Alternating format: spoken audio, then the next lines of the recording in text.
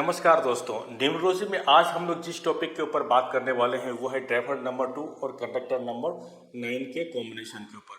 Driver number को मूलांक या साइकिक नंबर भी कहते हैं और कंडक्टर नंबर को life path number, destiny number या भाग्यांक भी कहते हैं।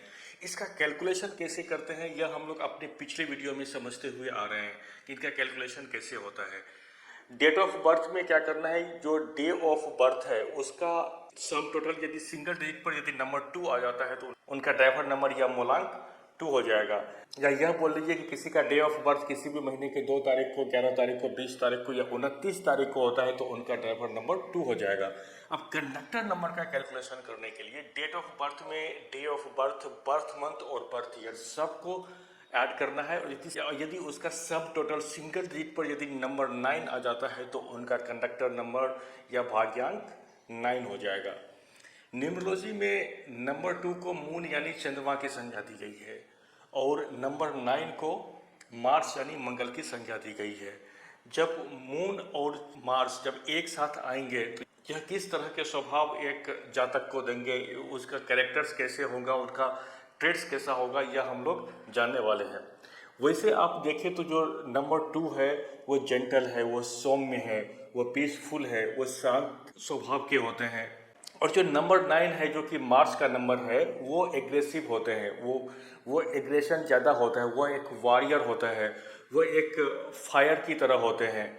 आप ऐसे देखें तो जो नंबर 2 जो मून और मार्स है दो अपोजिट नेचर के होते हैं क्योंकि उनका स्वभाव में थोड़ा सा डिफरेंस देखने को मिलेगा। एक सौम्य है, एक पीसफुल है और दूसरा क्या है, एग्रेशन है। वो एक बार ठान लिया उस काम को करने के लिए तो उस काम को करते हैं। तो इन दोनों का मेल आपको देखने को मिलेगा इस तरह के जातक में। इस तरह के जातक को आप देखेंगे कि वो बाहर से बहुत ही ज़्यादा शांत स्वभाव के होते हैं, जेंटल होते हैं, ब्यूटीफुल होते हैं, सौम्य होते हैं, लेकिन उनके अंदर जो होता है एक एग्रेशन होता है किसी भी काम को करने के लिए, वह उस काम को पूरी तरह से करते हैं। एक एग्रेशन होता है, सामने से देखेंगे कि वो बहुत ही शांत नेचर के हैं लेकिन उनका जो एग्रेशन होता है, जो इंटरनली वो बहुत ही ज़्यादा फाइटर नेचर के होते हैं, बाउंस बैक करते हैं।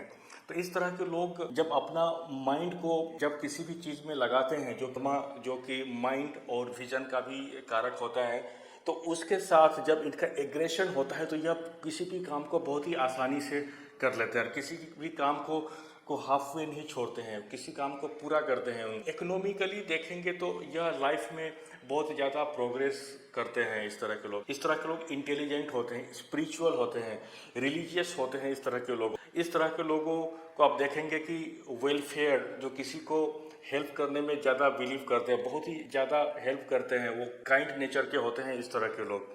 अब इस तरह के लोगों को आप देखेंगे कि यदि किसी भी काम को स्टार्ट करते हैं तो उसको फिनिश करते हैं, क्योंकि चंद्रमा क्या है कि एक इनिशिएटर होता है, ये किसी भी काम को आसानी से कर लेते हैं। लेकिन चंद्रमा में एक क्वालिटी क्या होता है, कोई डिटरमाइंड नहीं होते हैं। लेकिन यहाँ जब चंद्रमा के साथ जब मंगल है तो वो डिटरमाइंड होंगे, वो उस काम को पूरी तरह से करने के लिए वो कोशिश करेंगे, क्योंकि जब मार्स का जब पावर आ जाएगा तो वो बहुत ही अच्छा कर सकते हैं। इस तरह के लोग यदि एनजीओ से एसोसिएटेड रहे तो बहुत ही अच्छा सक्सेसफुल हो सकते हैं।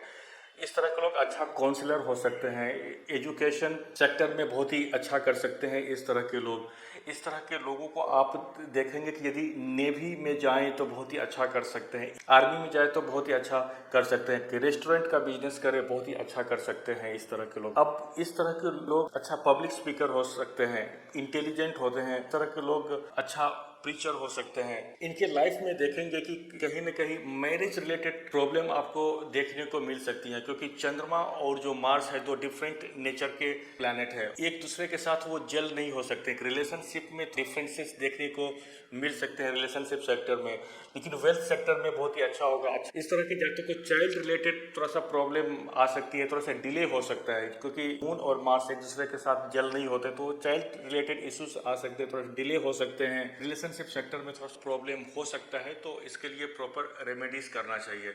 इस तरह के जातक को जिसका भी ड्राइवर नंबर 2 और कंडक्टर नंबर 9 है, उनको नेम स्पेलिंग पर, नेम नंबर्स पे बहुत ज़्यादा ध्यान देना चाहिए, क्योंकि यह लाइफ में बहुत बड़ा रोल प्ले करेगा सक्सेसफुल होने के लिए।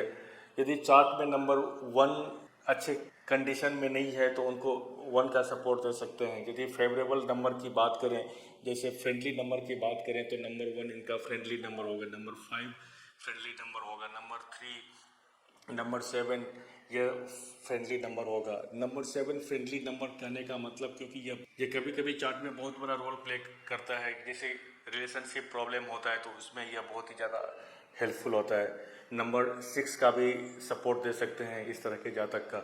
यदि लकी कलर की बात करें तो रेड इनका लकी कलर हो जाएगा, इनका सेफ्रॉन इनका लकी कलर हो जाएगा, येलो, ग्रीन, वाइट ये सब इनके लकी कलर हो जाएंगे। इनको black colour and blue colour इनका एंटी कलर हो जाएगा, तो इनको इससे अवॉइड करना चाहिए। तो दोस्तों, यह था ड्राइवर नंबर 2 और कंडक्टर नंबर 9 के कॉम्बिनेशन के ऊपर में।